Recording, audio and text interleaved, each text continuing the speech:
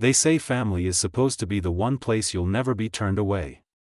But the night I stood at the doorway of a glittering restaurant, invitation in hand, my heart pounding like it knew the truth before I did, I realized blood doesn't always mean belonging. My name's Elena Ward.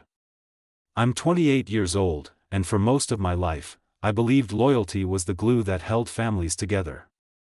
I believed, until the night my own parents made it painfully clear that loyalty wasn't mutual, that I'm not the golden child in my family. That's my older sister, Victoria, successful attorney, perfect marriage, perfect kids, the walking Christmas card. And I'm not the baby either. That's my brother Ethan, who could set fire to the backyard and somehow still be called responsible. Me? I'm the middle one. A graphic designer with a small apartment in the city, a circle of loyal friends, and a stubborn belief that if I just tried hard enough, I could keep us all connected. I planned birthdays, reminded everyone of anniversaries, organized holiday dinners. I was the glue no one asked for, but everyone relied on. At least, that's what I thought. 3 months ago, a cream-colored envelope arrived in my mailbox. Gold lettering. Heavy paper. The kind of invitation you keep tucked in a drawer because it feels too beautiful to throw away. Inside, my parents had written, "We can't wait to celebrate 30 years of marriage with our children. Dinner at 7. With love, Mom and Dad." 4 weeks, I prepared. A new dress, navy blue silk I couldn't really afford. Freshly styled hair. Manicure. I even found a crystal vase my mom had admired months earlier, wrapped it carefully in tissue paper, tied it with ribbon. This wasn't just dinner, it was their dream celebration. And I wanted to show them I belonged in it. That night, I arrived early. The restaurant shimmered with candlelight and polished silver. I walked up to the hostess, smiling, holding my invitation like proof I belonged. "Hi," I said. "I'm here for the Ward anniversary dinner. Reservation under Charles Ward." She flipped through her list. Stopped. Her expression shifted into something I'll never forget, confusion edged with pity. "I'm sorry, but your parents said you're not on the guest list." It felt like the ground opened beneath me. "No," I whispered, fumbling the invitation from my purse. "They sent me this. See?" She glanced at it, bit her lip. "I understand, Miss Ward. But your name was specifically excluded. Would you like me to call them over?" Before I could answer, I heard laughter, familiar laughter, from the dining room. Through the archway, I saw them. My parents. My siblings. My aunts and uncles. Even the neighbors. 12 seats filled, champagne glasses raised. My mom in emerald silk, my dad glowing with pride. Everyone was there, everyone, except me, and then my mother looked up. Her eyes met mine. And just as quickly, she looked away. That's when I knew. This wasn't a mistake.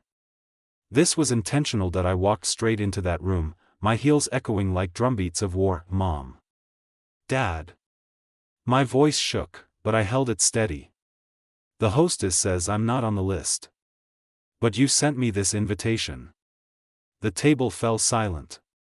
My father didn't even lift his eyes from his plate. "Elena, sweetheart, we talked about this." "No. We didn't." My voice cracked. "You wrote me personally. You asked me to come." My mother sighed, her words cool as ice.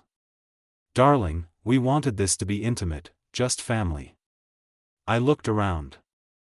"I am family. I'm your daughter." Victoria shifted uncomfortably. Ethan stared into his wineglass. No one spoke. "You're making a scene," Dad muttered. "We'll discuss it later." "No," I said louder. "We'll discuss it now. You invited me, only to tell the staff I wasn't welcome." "Why?" And then my cousin, bless her nervous honesty, whispered, "I thought this was supposed to be family only." Why was Elena's invitation different? The air turned to glass. My mom's lips tightened. "If you must know, Elena, we sent it as a courtesy. We didn't expect you'd actually show up.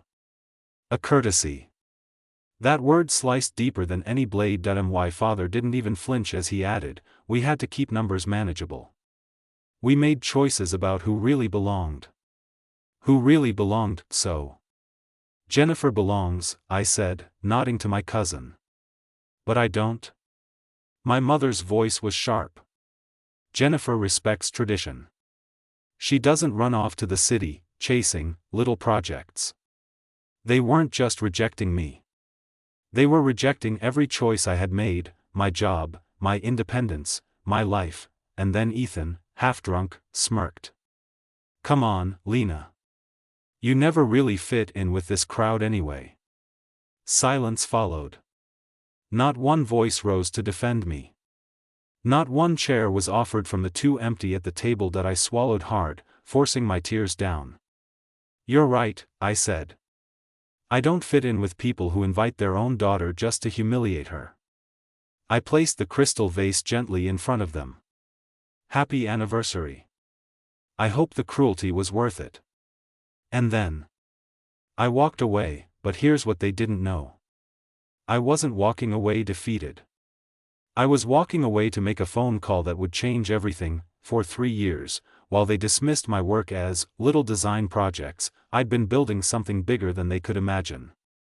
I'd worked campaigns for the mayor. Designed for the city's largest gala. I had contacts, restaurant owners, event coordinators, journalists. And I had receipts. Weeks earlier, I'd seen their guest list in my dad's planner. My name had been there. Crossed out. Not once. Not twice. But 4 times. I took photos. Proof that humiliation wasn't an accident, it was a plan, and I had allies. My best friend Maya, a social media strategist who knew how to make the right story travel fast. And David, a local blogger who had been begging me for a guest post about family hierarchies. They thought I'd stay silent. They thought wrong. 1 week later, my story went live, the invitation that wasn't, when family turns love into a weapon. Photos of the guest list. Details of the night. Names omitted, but clear enough for anyone from my hometown to recognize, and then the ripple began. Shares. Comments. Testimonies from neighbors who had watched the exclusion for years.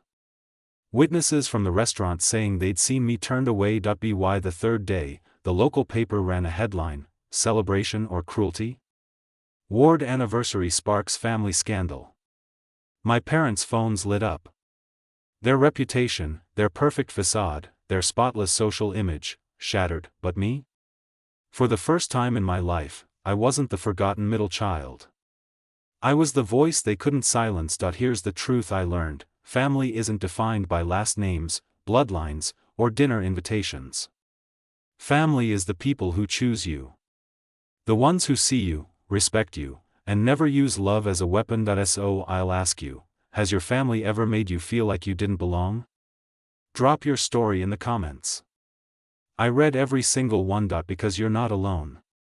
And sometimes, the family we build is stronger than the one we're born into.